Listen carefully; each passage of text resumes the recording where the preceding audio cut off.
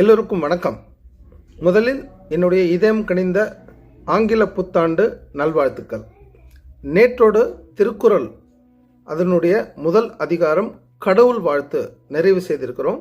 அடுத்த அதிகாரத்திற்கு போனதுக்கு முன்னாடி அந்த கடவுள் வாழ்த்து அதனுடைய சாராம்சமும் முடிவையும் சொல்லிட்டு ஆரம்பிக்கலாங்கிறதுக்கு தான் இந்த பதிவு. திருக்குறள் ஒரு புத்தகம் இல்லை, அது ஒரு பயணம்.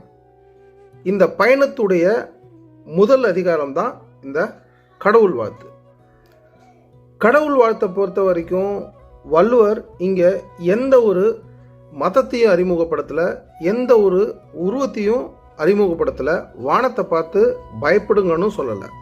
அவர் சொன்னது ஒரே விஷயத்தை வலியுறுத்தி தான், ஆசை இல்லாத மனத்தோடு இருங்க, அகந்தை இல்லாத அறிவோடு இருங்க, கருணை நிறைந்த நடத்தையோடு இருங்க. இதெல்லாமே இறைவனுடைய பண்புகள், அதனால் இறைவன் அடி சேர்ந்து நடத்தல் அப்படிங்கிறத வலியுறுத்துறாரு. அப்படிங்கிறது கோயிலுக்கு போகிறதில்ல, அவருடைய பண்புகள், அந்த குணம், அறத்தை பின்பற்றி வாழுங்கள் அப்படிங்கிறத வலியுறுத்துறது தான் இந்த கடவுள் வாழ்த்து.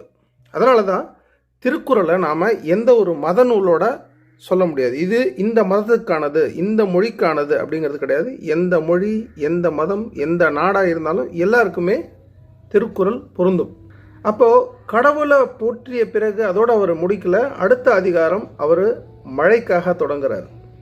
மழை அதனுடைய சிறப்பு, வான் சிறப்பு, இதுதான் அடுத்த அதிகாரம்.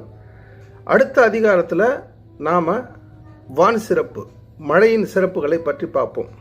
The first chapter was not about God, it was about being human. அடுத்த சாப்டரில் சந்திப்போம். நன்றி.